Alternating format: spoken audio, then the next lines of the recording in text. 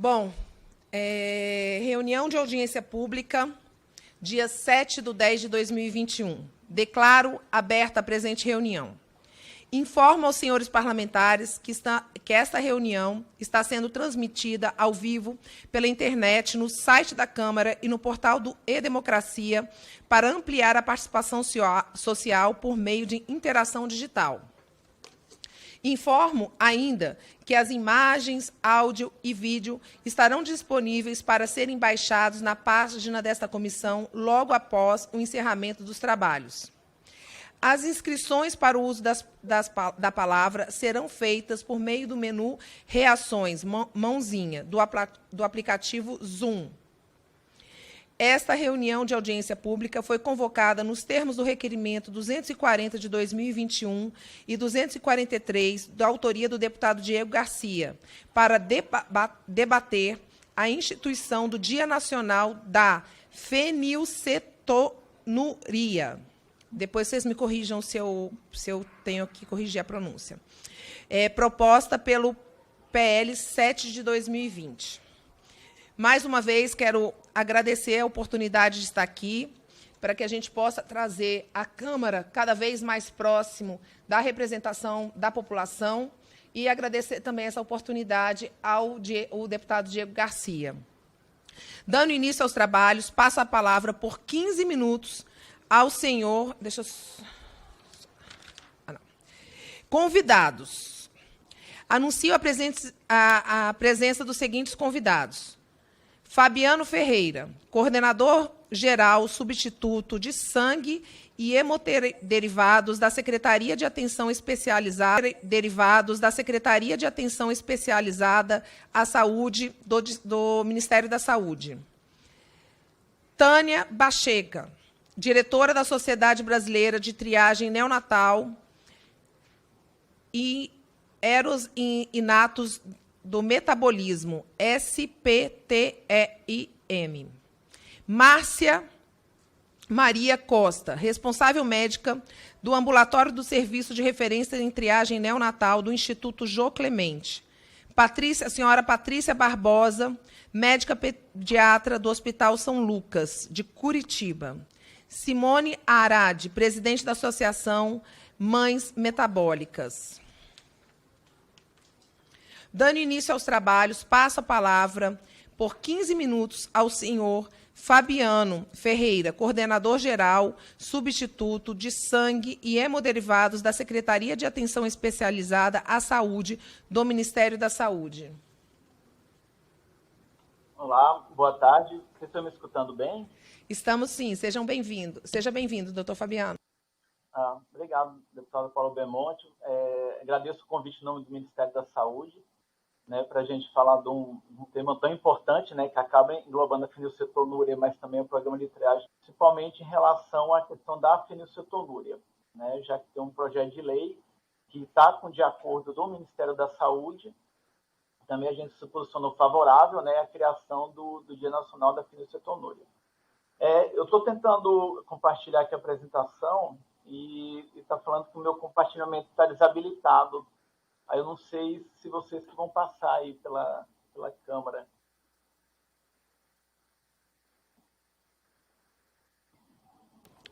Por gentileza, senhor Fabiano, o senhor pode compartilhar novamente conosco? Deixa eu tentar aqui.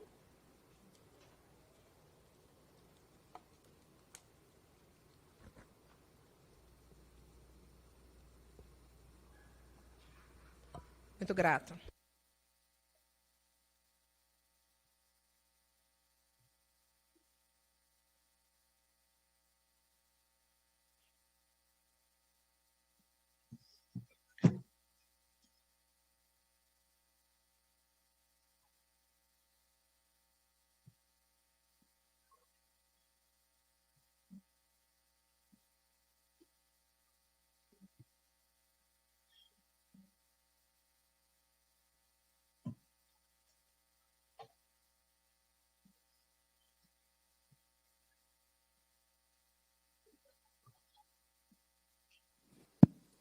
Senhor Fabiano, nós não estamos te ouvindo.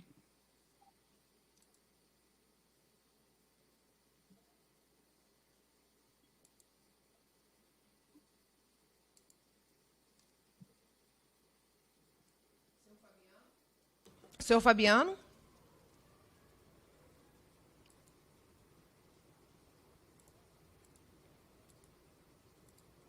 Senhor Fabiano, a sua apresentação, agora nós estamos ouvindo o senhor.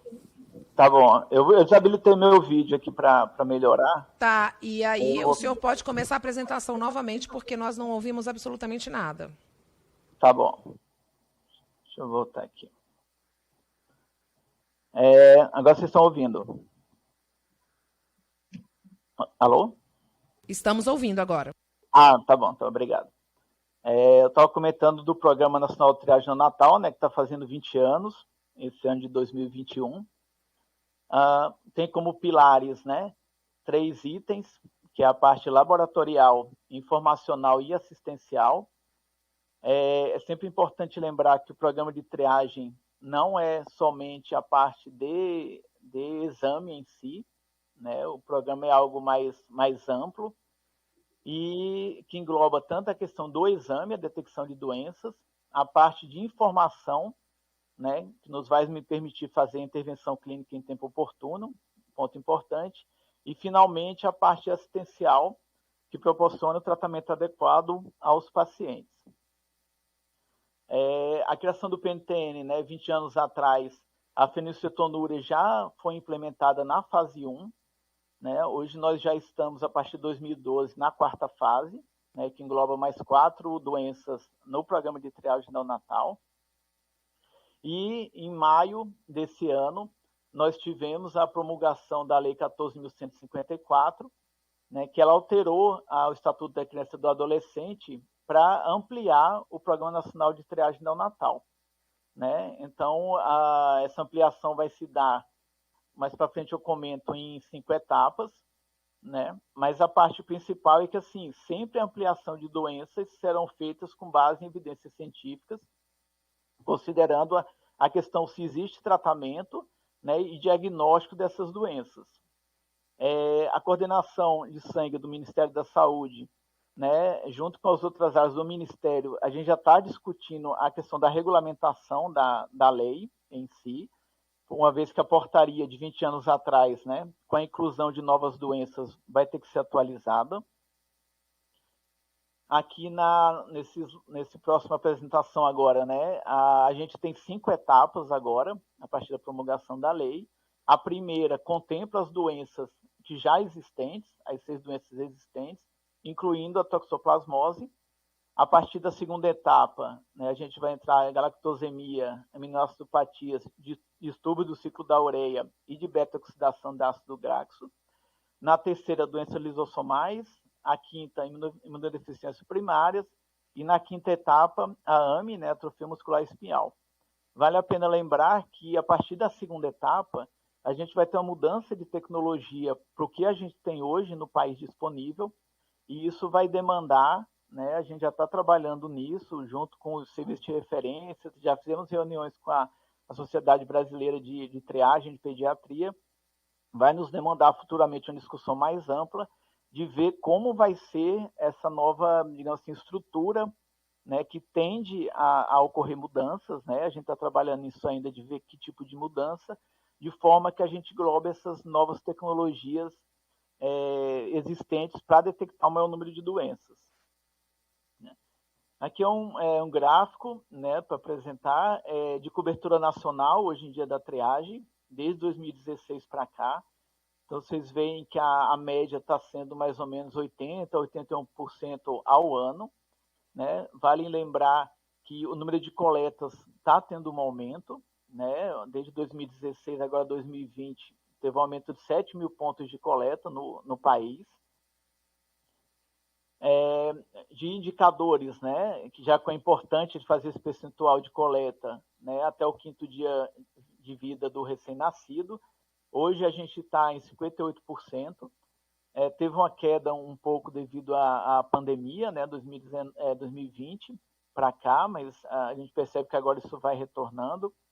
A idade do recém-nascido na data de coleta do teste pezinho em 2020, 58%, né, estava em 0 a 5 dias, e entre 6 e 8, 20%, 9, 14, 12%, e acima de 30%, infelizmente a gente ainda tem isso em alguns pontos do país, né, que tem essa demora, 2,23%.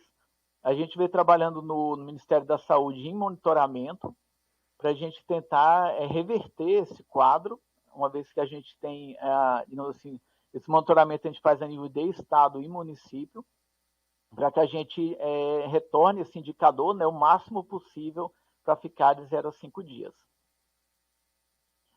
No Programa Nacional de Saúde, né, 2020 a 2023, tem uma meta lá do Programa de Triagem Neonatal, que essa meta é alcançar 70%, né, com a coleta dos recém-nascidos até o 5º dia de vida. A gente está mostrando aí o gráfico, né, mês a mês do ano passado. Esse ano ainda a gente está fechando esses dados, mas vocês veem que ao longo do ano, né, devido, como eu comentei, a questão da pandemia, no início, né, a gente teve uma queda grande, e agora em dezembro a gente já estava em 64%, e esse ano tendendo a voltar a 80%. Lembrando sempre que esse aqui é um dado a nível Brasil, né? Entre unidades da federação você tem uma variação muito, muito grande, né, de cobertura. Em relação à fenilcetonúria em si, né, aqui é só para dar uma ideia geral, já que a gente tem outras convidadas com mais, vão dar maior detalhes, né, provavelmente. A fenilcetonúria é uma doença genética, né, causadas por mutações em gene, no gene que codifica a enzima fenilalanina, principalmente, né? Então, a ausência dessa enzima impede a conversão da fenilalanina, né, causando o acúmulo no corpo humano. Hoje, no programa de triagem, a gente tem 29 serviços de referências, né, habilitados pelo Ministério no país, né, com o acompanhamento da fenilcetonúria. A gente tem tratamento incluído no SUS, né, fórmulas de aminoácido isenta de fenilalanina, né, e de cloridrato de sapropterina. E em 2019, a CONITEC, né, que é a Comissão de Incorporação no SUS, definiu, né, publicou um protocolo clínico de diretrizes terapêuticas, né, o 12/2019, sobre esse mesmo tema. Aqui é um dado interessante, né, que a gente tem a nível de país, né? Em 2016, nós tivemos 94 casos, né, de fenilcetonúria, o que dá uma incidência, né, de um caso para 24.709 recém-nascidos naquele ano, né? Só lembrando que esse cálculo é feito com base no SINASC, que é o Sistema Nacional de Nascidos Vivos. Em 2017, 83, 2018, 86, né? 2019, 82, 2020, 74. Claro que a gente olhando, né, por esses números, esse histórico para a gente do programa de triagem de incidência, né, por ano, nos dá a possibilidade, e ir para as unidades da federação também, em cada serviço de referência, de se tentar focar, né, no atendimento e no acompanhamento pós-detecção no exame desses pacientes, né? Então, esse é um ponto bem assim, importante a se colocar. De novo, eu reitero essa informação, né, que o programa de triagem neonatal não é só o exame em si. Você tem que ter um acompanhamento posterior, né, dessas crianças, até para se evitar, né, agravamento do quadro, ainda mais no caso da fenilcetonúria, né, que você tem fórmulas, né, basicamente você precisa fazer uma dieta mais restritiva, né, para que digamos assim, não ocorra sequências ou efeitos colaterais maior, né? No Ministério da Saúde, né, já queria deixar que a gente está à disposição, né, sempre das discussões. É uma questão assim que para o ano que vem, né, essa lei 14.154, ela tem um ano para entrar em vigor. Então, até lá, a gente tem muito trabalho junto com todas as sociedades, com todos os serviços de referência de triagem do país, para definir a nova regulamentação, né? Com certeza a fenilcetonúria já está, né, desde 20 anos atrás e continuará, e para a gente atualizar o programa de triagem neonatal, né, buscando sempre o atendimento precoce, né, e que permita um tratamento, né, que a gente tenha evidência de tratamento para esses recém-nascidos. é isso que eu gostaria de falar, basicamente, né, no tempo, e a gente está disponível aqui para o que for necessário para responder perguntas. Obrigado. Senhor Fabiano, muito grata pela apresentação do senhor, a importância do senhor estar aqui escutando vários outros participantes, e a gente sabe que a política acontece e os senhores que executam. Então, a importância do senhor aqui nessa audiência pública é fundamental para que a gente possa realizar essa audiência e que a gente possa ter esse dia da conscientização também dessa doença rara, mas que aflige várias famílias, algumas famílias brasileiras. Agradeço a sua apresentação e passo a palavra agora por 15 minutos para a senhora Tânia Bacheca, presidente da Sociedade Brasileira de Triagem Neonatal Eros e Natos do Metabolismo. Olá, muito obrigada pelo convite. É um enorme prazer estar aqui. Eu represento a Sociedade Brasileira de Triagem Neonatal e Erros Inatos do Metabolismo. Deve ter tido probleminha de digitação. E essa iniciativa, né, é muito importante, porque nós pensamos, né, que os legisladores, as universidades, as sociedades médicas e os pacientes devam estar sempre trabalhando em conjunto para a melhora da saúde da população. Então, nós apoiamos muito a criação do Dia Nacional da Fenilcetonúria, não só para lembrarmos desses pacientes com doença rara, como também é importante usar esse dia para enfatizar a transmissão do conhecimento, para aumentar o conhecimento da sociedade, dos profissionais da saúde, como reconhecer rapidamente um paciente com fenilcetonúria antes que ele tenha complicações, para ensinarmos os nossos pediatras como diagnosticar e começar o tratamento precocemente. É claro que esse trabalho de educação deva ser contínuo desde a graduação, mas o Dia Nacional da Fenilcetonúria pode ser utilizado para enfatizar. Então, como muito bem já falou o Fabiano, né, que me antecedeu, a fenilcetonúria é uma doença genética, é uma doença rara. Embora rara, não é tão rara assim. Ela entra na definição de doença rara, né? Em caucasianos, ela comete 1 em cada 10.000 nascimentos. Muitos trabalhos do Brasil mostram uma incidência de 1 para 12.000, 1 para 15.000. Tem um trabalho de Minas Gerais que mostra uma incidência de 1 para 21.000, tá? Nascidos por ano.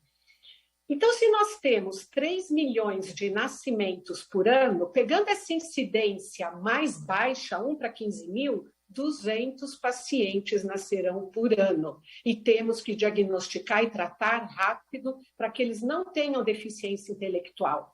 É uma doença que acomete principalmente o cérebro, mas que é uma doença tratável, que pode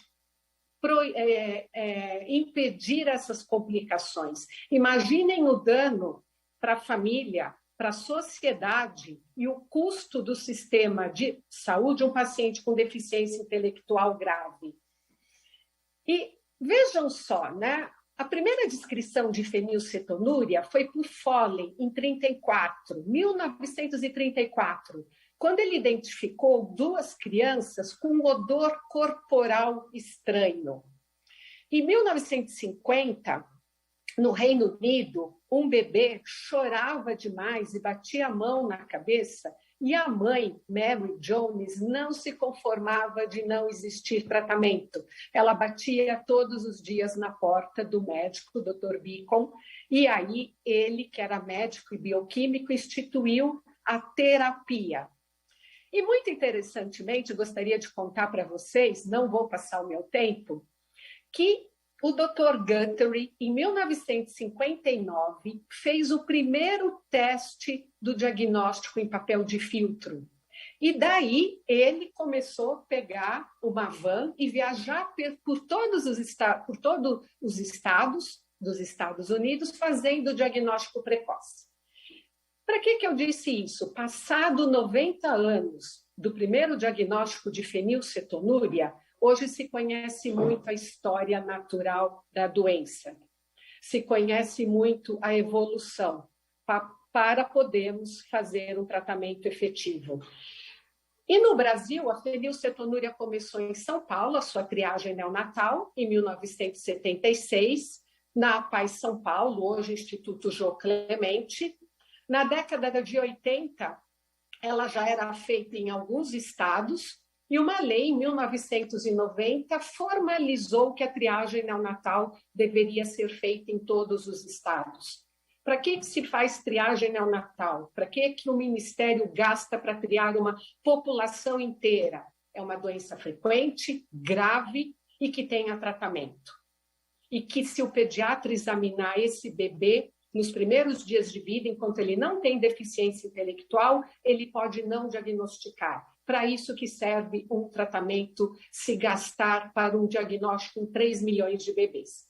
E, como o Fabiano muito bem falou, em 2001 foi criado o Programa Nacional de Triagem Neonatal, que é um exemplo de programa. Não é um teste diagnóstico, é um teste, um diagnóstico, um segmento, um tratamento, fornecimento de medicações. E aqui eu uso a minha palavra, a oportunidade que vocês me deram, para falar da triagem no sistema privado. Muitas vezes se fala que a triagem do sistema privado sempre é melhor. A minha sugestão é que pensamos numa notificação, num controle da triagem do sistema privado. Todos os meses, não vou generalizar, testes positivos são perdidos porque, diferentemente do programa nacional, nem sempre o sistema privado corre atrás do paciente para orientação, para o diagnóstico precoce. Então, nós achamos que deveria haver um projeto de lei para um controle do que é feito no privado, porque o paciente com complicações vai acabar caindo no SUS.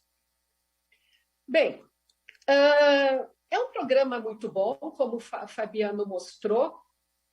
A média da cobertura no Brasil é 80%, nós temos estados com programa de excelência, mas eu quero aqui falar minha preocupação com as áreas carentes. Por exemplo, o Acre, a cobertura é 86%, Amazonas 66%, quer dizer que 34% das crianças não estão sendo triadas. A cobertura na Paraíba é de 70%, e por aí afora nas regiões carentes. Então, nós estamos aqui para ajudar o Ministério da Saúde, que em situações econômicas desfavoráveis, em geral, o primeiro corte é na saúde. Então, nós estamos evoluindo no Sul e Sudeste, mas temos que ter uma atenção para regiões carentes. Outro ponto que eu gostaria de enfatizar é a mediana da idade da primeira consulta. No Amazonas está em 60 dias. 60 dias, o hipotireoidismo congênito já vai ter deficiência intelectual. A hiperplasia adrenal congênita, que está na triagem, já morreu de perda de sal. Então, há uma alta rotatividade dos gestores. A primeira consulta do Ceará é 46 dias, em média. Alagoas, 50 dias. Piauí, hoje, está vendo resultados de testes do ano passado. Isso não pode acontecer no Brasil. Essas crianças crescerão com deficiência intelectual. Eu não estou aqui para criticar, eu estou aqui para ajudar, para unir forças.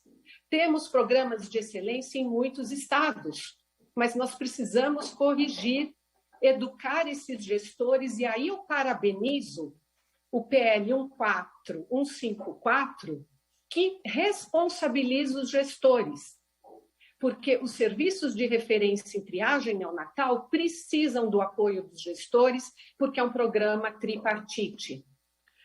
Falta capacitação de médicos por todo o país, né? Sem falar nos testes moleculares genéticos, que não são essenciais para a maioria dos pacientes, apenas para casos duvidosos, mas eu gostaria de ressaltar que a tabela dos testes genéticos não é atualizada há muitos anos e fica difícil os programas utilizarem desses testes, que essa tabela está em R$ 66. Outro ponto que eu quero enfatizar, quando eu vejo uma incidência da fenilcetonúria de 1 para 34 mil, tão mais baixa do que essas pesquisas, eu pergunto, será que a gente não está perdendo o diagnóstico? Eu tenho informação que Amazonas não teve um diagnóstico de fenil por 4 anos. A Amapá não teve um diagnóstico de fenil por 3 anos. Por que acontece isso? Demora do transporte das amostras, acondicionamento inadequado. E estamos pagando para fazer essa triagem, não estamos diagnosticando em alguns estados. Tocantins ficou 2018, 2019 sem um diagnóstico de nenhum caso. E essas crianças nós veremos crescer com deficiência intelectual. Um outro ponto, né? Esses dados todos, né, eu tive acesso pelo Ministério da Saúde, a Coordenação Geral de Sangue e Hemoderivados está sob nova coordenação, eu os parabenizo e eu sei o quanto eles estão se esforçando para melhorar. Mas eu quero aqui, né, cobrar para que o Ministério da Saúde ajude a Coordenação Geral de Sangue e Hemoderivados a publicar os indicadores em tempo real. Não adianta a gente receber os indicadores da triagem de uma região carente 1 ano depois. Essas crianças já morreram, já tiveram complicação. Com a telemedicina, com a informática tão atualizada, por que isso não é publicado em tempo real? Esse programa Cisnel, que o Ministério da Saúde teve acesso, parece que não funciona. Então, vamos colocar um programa que funcione. Por fim, sobre tratamento, né? Vou deixar o tratamento, as fórmulas para Simone Aredi falar. É uma restrição dietética que evita as complicações, mas eu quero lembrar que não é fácil fazer restrição dietética. Imaginem um filho com uma doença rara que não pode comer carne, não pode tomar leite, não pode comer feijão e com a família do lado. Não é fácil. Essas crianças precisam de fórmulas. No Mato Grosso do Sul, há meses, há anos, não se fornece as fórmulas e se essas crianças comerem a dieta padrão, terão fenilalanina elevada, terão deficiência intelectual. Piauí foi outro estado que ficou por meses. Não adianta criar e não ter fórmula. Eu quero ressaltar que em alguns estados, vários, o gestor se preocupa tanto com a triagem que sobram as fórmulas, tá? E isso é um trabalho constante das sociedades de pacientes, das mães metabólicas, da SAFE. A SAFE mandou uma carta para 4 estados que não forneciam fórmulas, perguntando como poderia colaborar com o gestor. Ninguém recebeu. E eu sei isso porque nenhum gestor respondeu. Sei isso porque eu fui copiada. Não adianta triar e não dar o tratamento. E aí eu parabenizo a Lei 1454, que a Simone Aredi, nas Mães Metabólicas, participou muito, que coloca nessa lei a responsabilidade da distribuição das fórmulas e dos alimentos hipoproteicos, que eu vou deixar essa fala para ela. Tá? Então, vou terminando minha fala. Medicamento, sapropiterina, esse nome tão difícil. A Conitec aprovou essa medicação, né, que facilita o controle da fenilcetonúria só para mulheres em pré-concepção e na gestação. A fenilalanina, acumulada na gestação, causa graves problemas teratogênicos ao feto, desde malformações até grave deficiência intelectual. Recentemente, eu pude assistir um pedido de incorporação para crianças e a Conitec recusou. Sabemos hoje o número alarmante de gravidez não planejada em jovens. Por isso, é muito importante melhorar o acesso ao tratamento. E um dos motivos é que o medicamento é caro, mas nunca foi calculado o custo do SUS do paciente maltratado. E está no Estatuto da Criança e do Adolescente o direito à medicação. Então, dados da doutora Paula Vargas mostram que, na idade escolar, somente 31% dos pacientes têm controle adequado. Por isso, a necessidade de medicação nos pacientes bem testados. E a doutora Aida Schwartz, meu tempo está acabando, tem dados muito importantes do Rio Grande do Sul, como selecionar os pacientes com eleição para esse tratamento. Bem, eu vou concluir agora a minha fala. Eu parabenizo, agradeço essa oportunidade de estar aqui. Nós queremos ajudar, colaborar. Nós temos muitos profissionais extremamente especializados, temos condição de preparar os profissionais da saúde, estamos à disposição e temos feito cursos. Gostaria de ter tido o apoio da divulgação do Ministério da Saúde para esses cursos.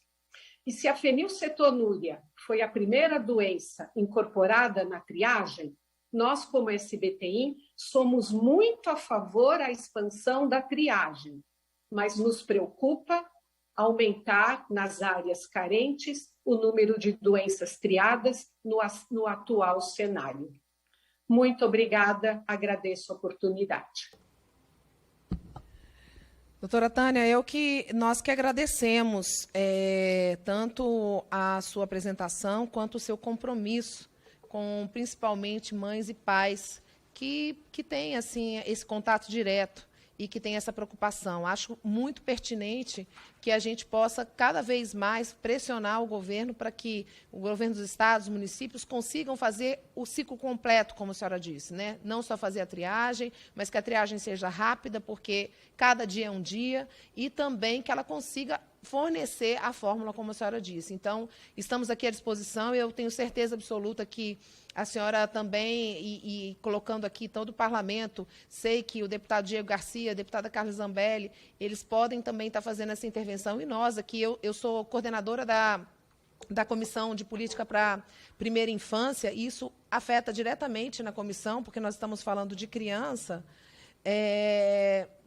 logo que nasce, e precisamos fazer, sim, se for preciso, um ofício para esses estados, para que eles possam responder por que não estão fazendo essa distribuição e fornecimento dessas fórmulas. Então, a senhora tem a certeza que temos aqui parlamentares comprometidos com o futuro do nosso país. Como a senhora disse, muitas das vezes a conta não é feita do que tem um impacto no SUS, né? A senhora trouxe a questão da gravidez precoce. Hoje o Brasil é um dos únicos países que ficaram com as portas fechadas das escolas mais quase 2 anos. Isso teve um impacto da evasão escolar e da gravidez precoce. Então, realmente, precisamos ter uma visão das políticas para a população, uma visão até um pouco mais ampla para proteger a nossa população e fazer com que a nossa população tenha prosperidade. E uma criança que muitas das vezes é afetada intelectualmente, ela tem uma repercussão para o nosso país. Então, muito grata pela presença da senhora aqui e pela fala da senhora. Bom, agora eu passo a palavra, por também 15 minutos, para a senhora Márcia Maria Costa, responsável médica do ambulatório do Serviço de Referência em Triagem Neonatal do Instituto Jô Clemente. Boa tarde, vocês estão me escutando bem?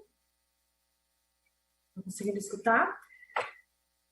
Eu trabalho aqui no Instituto Jô Clemente até, coincidentemente, durante esse período aí do Programa Nacional de Triagem Neonatal, entrei aqui, né, na PAI de São Paulo, que hoje é o Instituto Jô Clemente, há 20 anos, estou completando 20 anos em novembro, e eu tenho essa grata satisfação de ter essa experiência imensa nas doenças da triagem neonatal, né? Desde fenilcetonúria, hipotireoidismo inicialmente, depois evoluindo para as demais, hoje deficiência de biotinidase. E assim como eu tenho essa experiência, para mim, na minha experiência profissional, isso foi extremamente importante. Eu concordo com o que a doutora Tânia comentou sobre a capacitação de outros profissionais, até por conta do Brasil ser tão heterogêneo. todas as dificuldades que eu nem vou comentar, a doutora Tânia já fez esse comentário.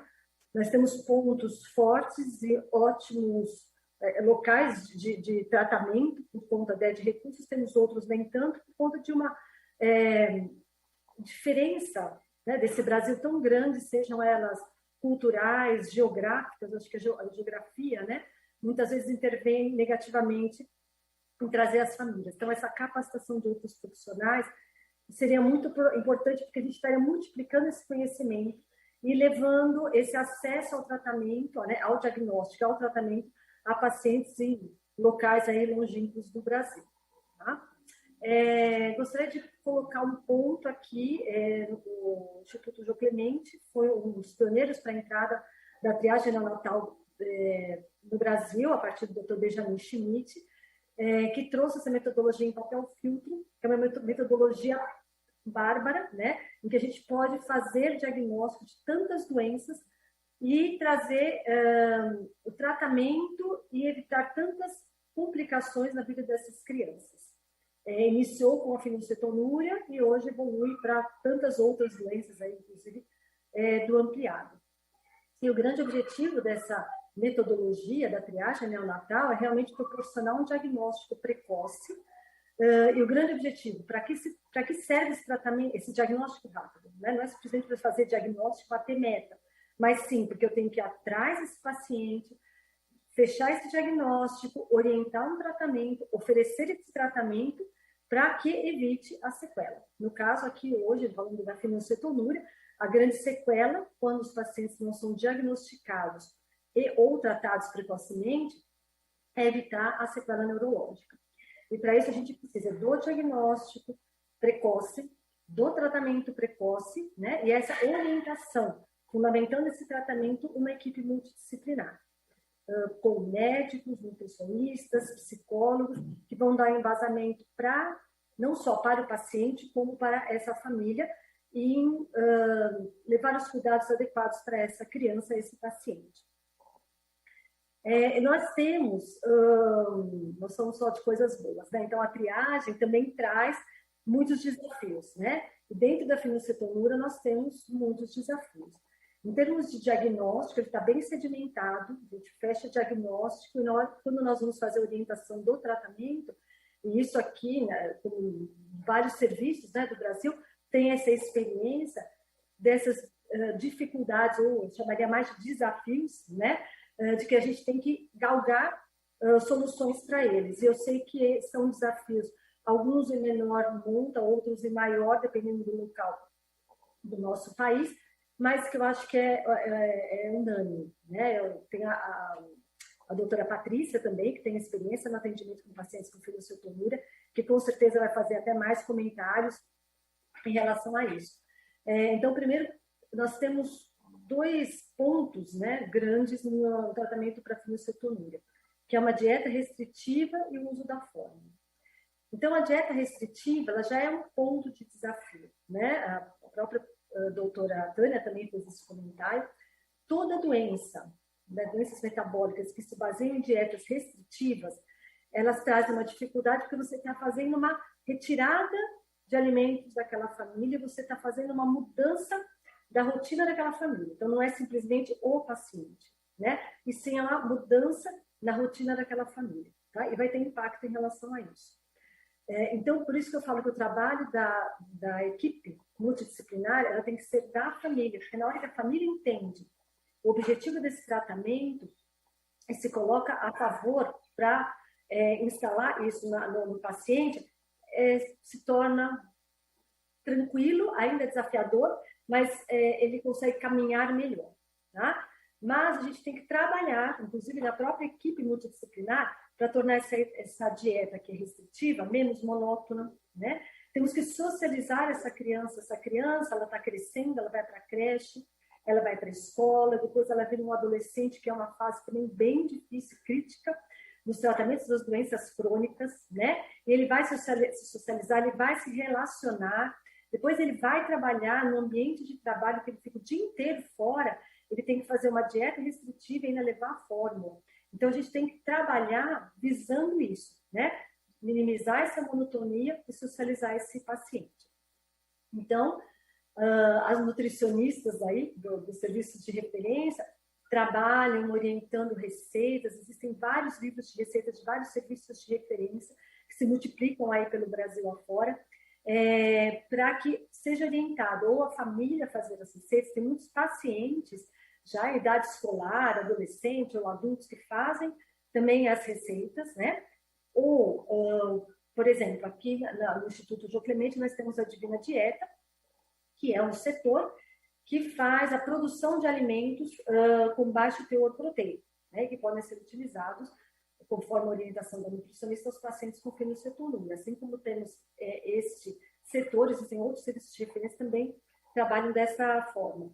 E dessa forma você tenta minimizar essa distância que existe do paciente em relação a outras crianças por conta dessa grande restrição da dieta. Então, por exemplo, eu vejo que existe uma grande procura quando está próximo do aniversário da criança e a mãe ou busca fazer um bolo, ou vem, busca, compra um bolo, ou lanchinhos que são adaptados para a criança para poder fazer um aniversário, por exemplo, né? Então, realmente é para uma adaptação da criança a essa rotina social, né?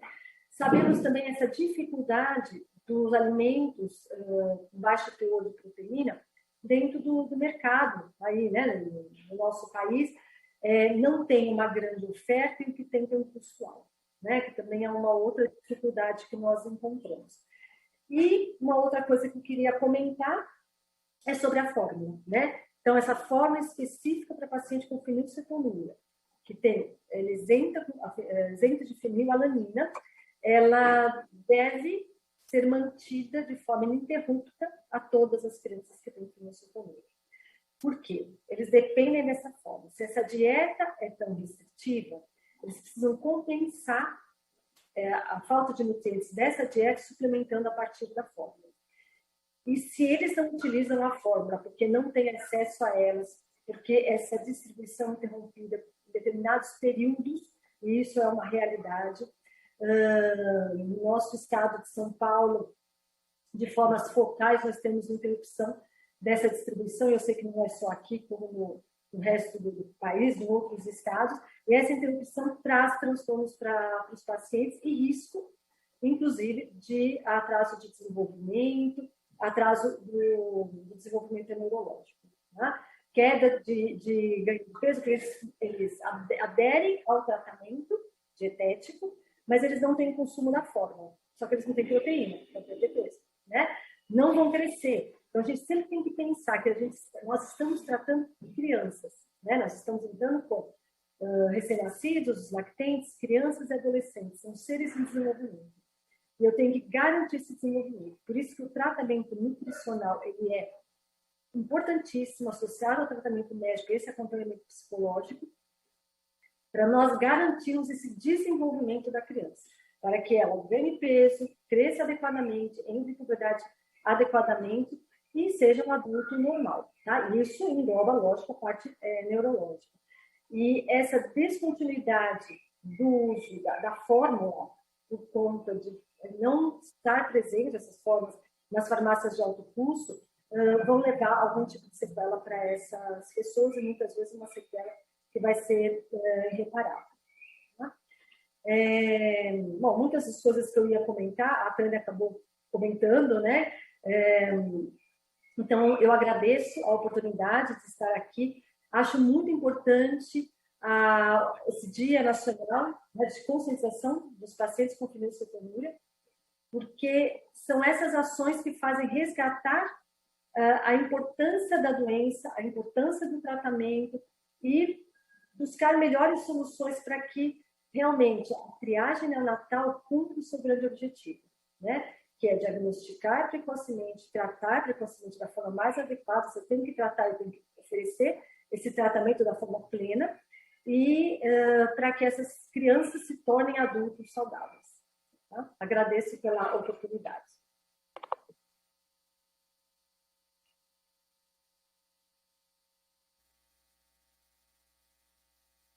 Perdão, muito grata. Eu estava aqui pensando no que a senhora trouxe para nós, né, a importância exatamente desse tratamento e que esse tratamento tenha acesso. Muito grata, mais uma vez, por estar essa audiência e dizer que essa data, como a senhora trouxe, né, esse dia que já existe um dia mundial, que é dia 28 de junho, e que esse é o pedido para que a gente possa tornar também uma data nacional de conscientização.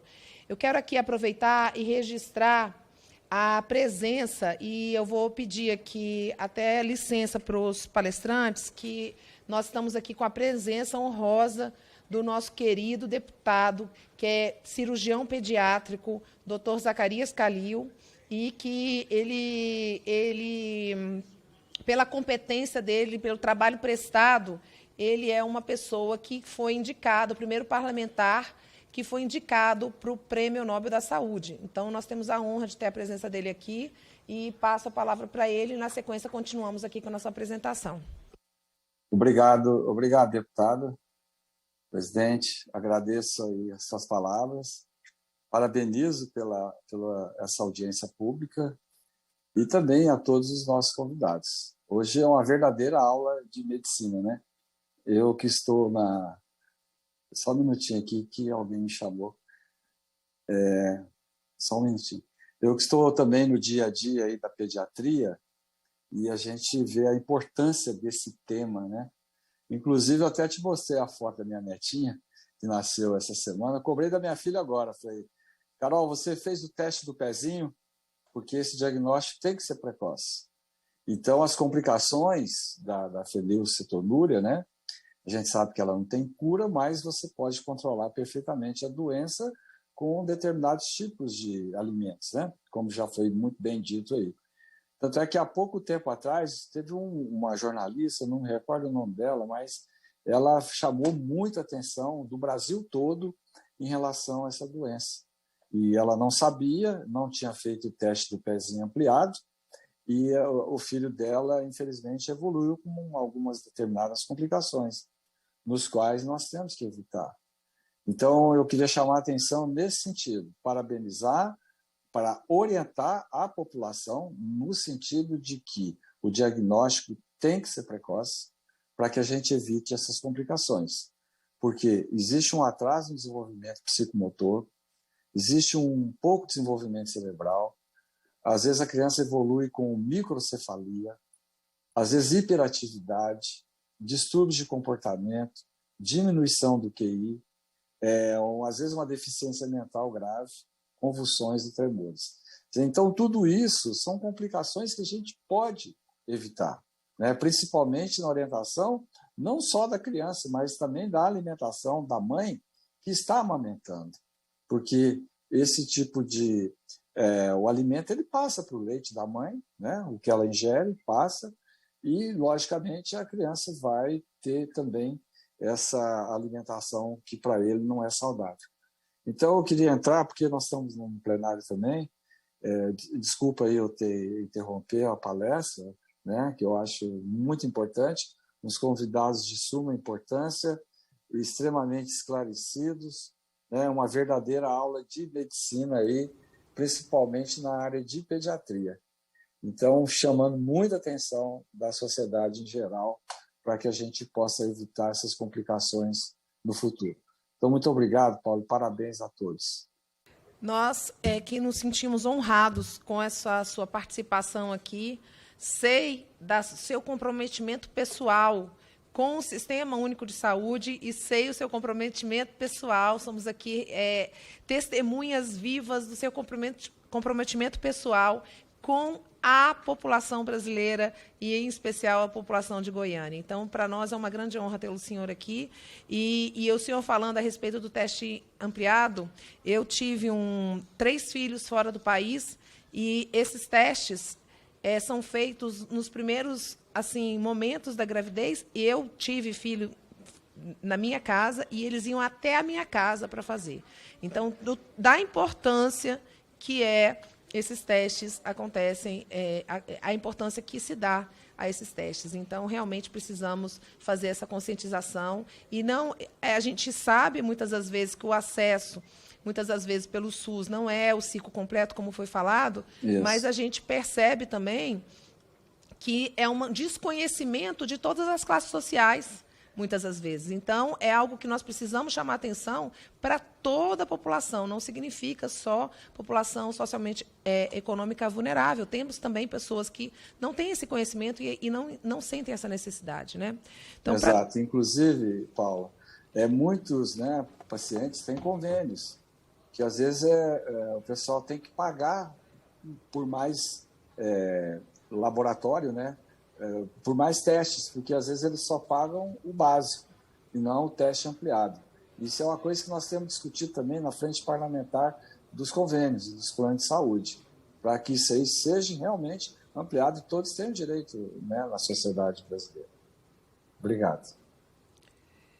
Obrigado, sim. Dando continuidade, senhora Tânia, eu vi que a senhora levantou a mão, eu vou dar continuidade, que nós temos agora a senhora Patrícia e a Simone, e na sequência a gente atende a senhora, pode ser? Então, vamos lá. Eu quero agradecer mais uma vez a senhora Márcia Maria da Costa, e agora vamos passar a palavra por 15 minutos para a senhora Patrícia Barbosa, médica pediátrica do Hospital São Lucas de Curitiba. Vocês estão me...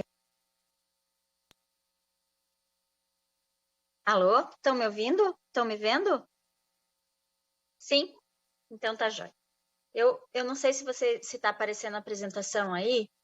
Eu separei alguns slides só para facilitar a compreensão. Então, eu quero falar de forma que todo mundo entenda bem. É uma doença difícil até de pronunciar. Então, a fenilcetonúria já foi bastante falada. Eu vou pulando algumas coisas porque a Tânia já conversou, a Márcia também já conversou. Mas não sei se dá para passar o próximo. Eu não estou vendo os slides, então não sei como... Vocês estão me ouvindo? Não está aparecendo a apresentação, mas nós estamos ouvindo a senhora. Ah, entendi. Eu que preciso colocar? Aqui estou recebendo a orientação que a senhora que coloca. Ah, eu já tinha mandado, mas agora deixa eu ver uma coisa. Ela já tinha recebido, deixa eu ver se... Deixa eu colocar. Fica tranquila, que nós vamos resolver.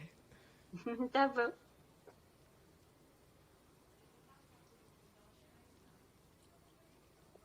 Eu não sei onde que eu entrei aqui. Acho que eu entrei no lugar errado.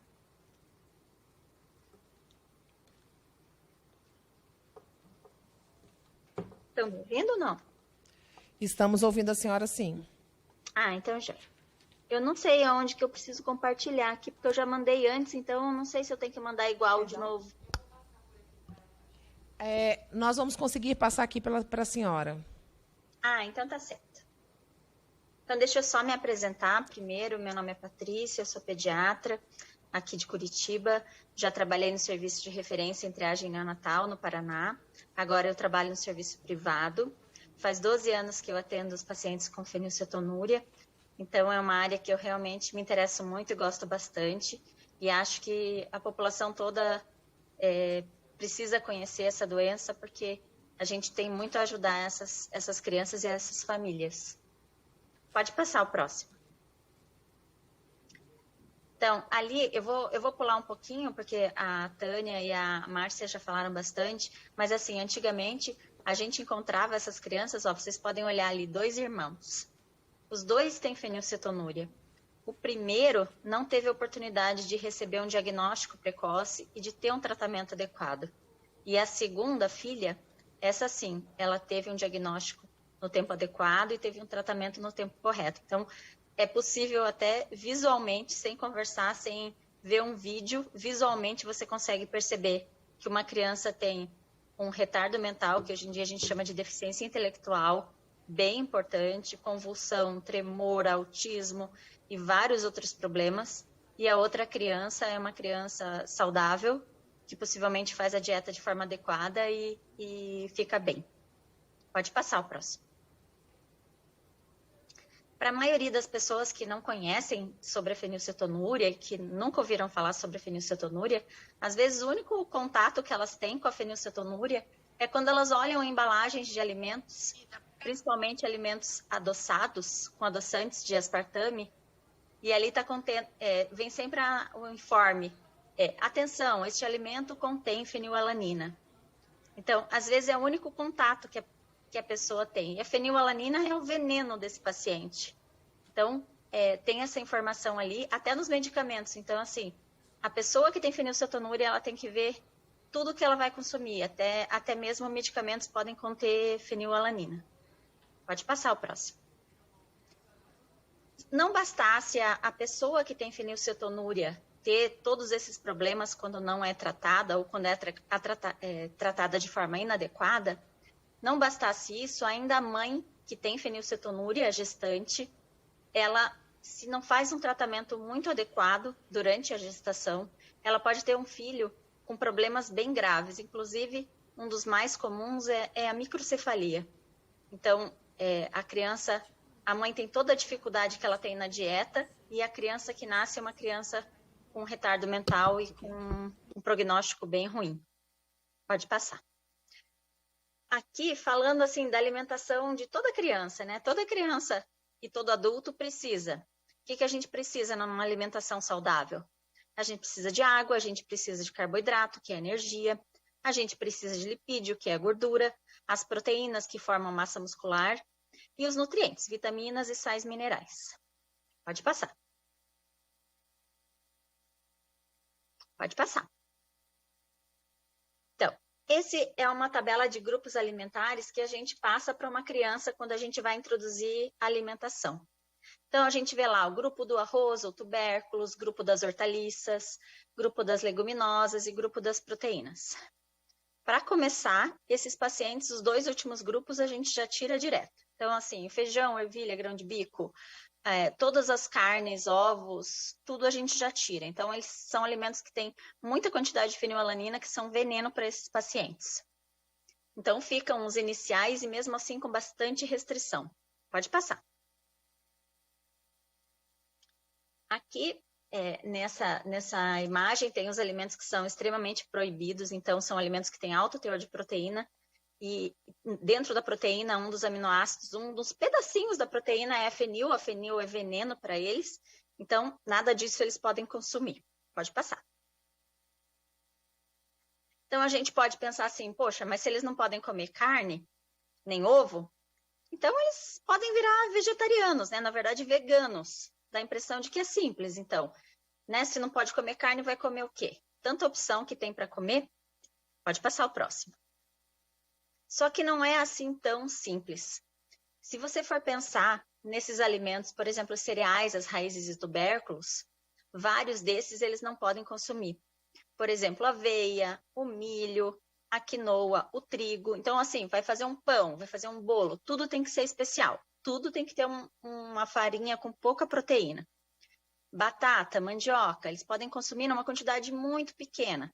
Então, assim, imagine toda a restrição. Não pode carne, não pode feijão, não pode ovo.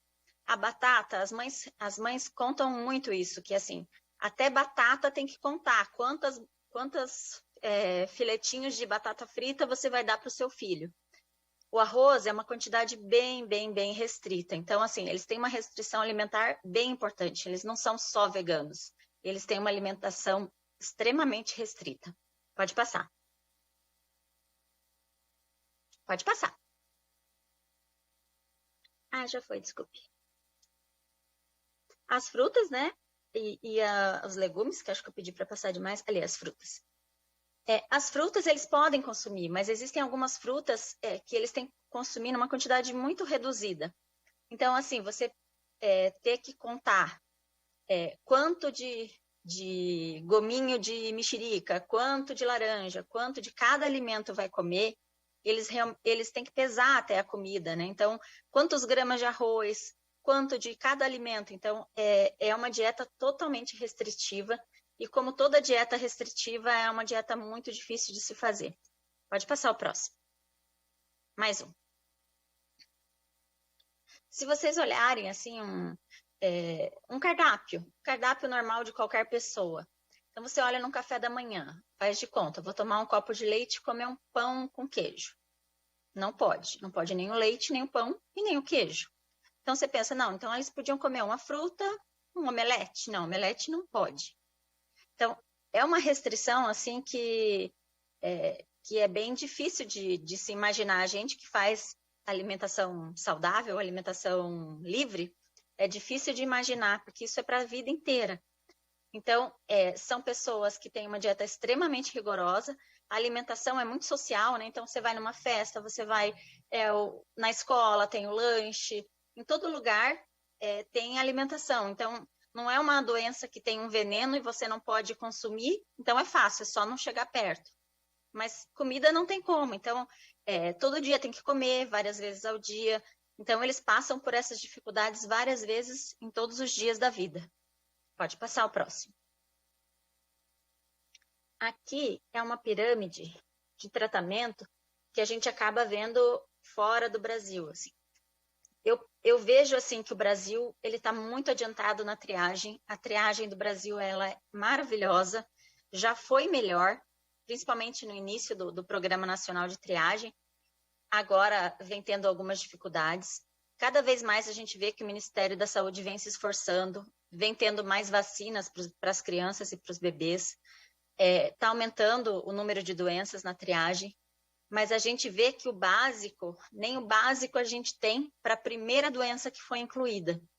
Então, assim, para mim, a fenilcetonúria é mais ou menos como diabetes, onde a gente tem uma quantidade de pacientes, como se a gente tivesse pacientes diabéticos sem alimentos diet e sem insulina e sem medicamentos que possam ajudar no tratamento da pessoa.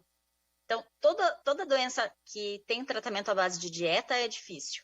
Você pensar numa pessoa diabética, uma pessoa obesa, tudo que tem a ver com dieta é difícil. Então, eu sinto que a gente está muito adiantado em muitas coisas, mas em outras coisas a gente está muito, muito, muito atrasado, infelizmente. E, assim, os alimentos hipoproteicos a gente tem muito pouca quantidade. Geralmente, os pacientes fenilcetonúricos acabam usando alimentos que são para celíacos, assim, tentando improvisar na falta de um modelo próprio. São alimentos caros. A maioria dos pacientes não tem condição. A proteína, então, eu falei dos grupos alimentares, mas então, da onde que vem a proteína dessas pessoas? Como que elas crescem? Então, a proteína vem pelo substituto. No Brasil, infelizmente, a gente só tem a fórmula. E mesmo a fórmula a gente tem e não tem. Porque muitos estados não recebem, muitas crianças não recebem adequadamente essa fórmula. Aqui no Paraná, a gente é muito... Não dá nem para reclamar, porque realmente aqui a política funciona. A gente vê que as coisas dão certo. Mas a gente sabe que no Brasil todo tem muita criança que não está recebendo tratamento. E é uma coisa muito triste de ver, que é uma doença que você consegue descobrir rápido, você consegue fazer por uma gotinha de sangue, você pode prevenir um monte de problemas e, ao mesmo tempo, a gente não ter o tratamento adequado para os pacientes. Pode passar o próximo. No Brasil, vamos pegar aqui. No Brasil, a gente ainda tem só uma opção de fórmula, que é pouco palatável, então o sabor é ruim. Se a criança não aceita a fórmula, ela não tem de onde tirar proteína, a não ser que ela coma da alimentação, e daí ela vai ficar com sequelas. A dieta é a base da doença, mas existem medicações que são utilizadas para colaborar na doença. Então, assim, a fenilcetonúria, ela não deixa sequela somente pela fenilalanina, ela diminui os neurotransmissores no cérebro. Então, existem medicações que ajudam a recuperar os neurotransmissores, para a criança não ter depressão, nem ansiedade e vários problemas psiquiátricos e mesmo retardo mental. Mas a gente ainda está engatinhando nesse aspecto. A gente, por enquanto, só tem para as gestantes, para as mulheres em idade fértil.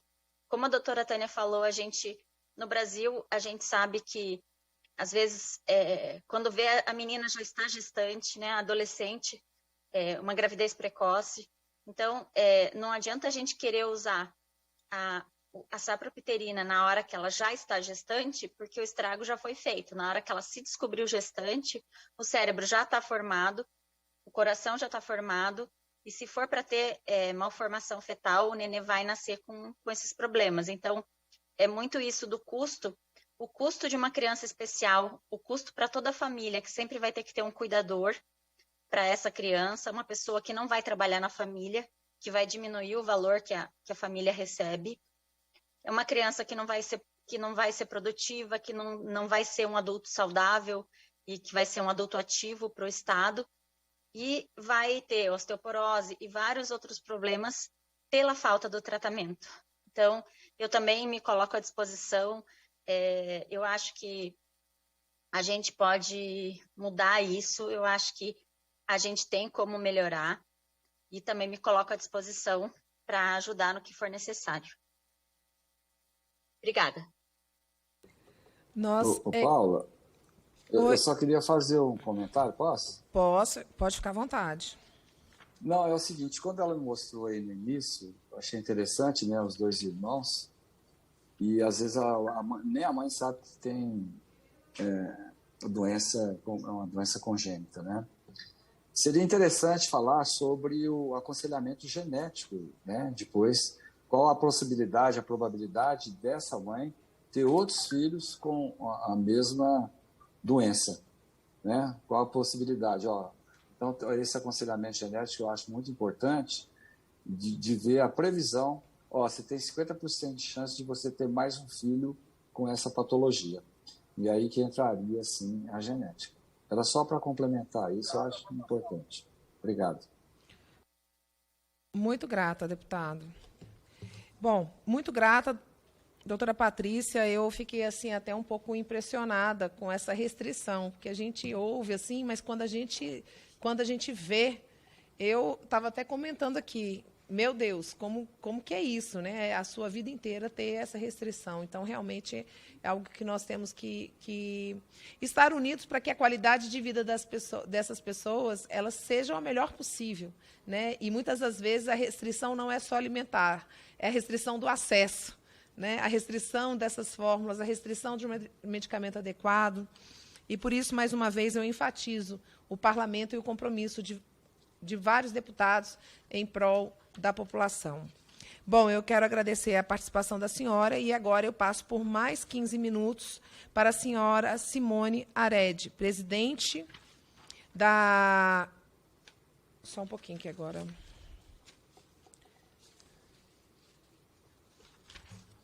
Associação das Mães Metabólicas. Presidente da Associação das Mães... Metabólicas. A senhora ficou por último, porque a senhora é a mais importante. Obrigada. É onde a gente sente aí toda essa necessidade. Fique à vontade, se sinta bem-vinda aqui.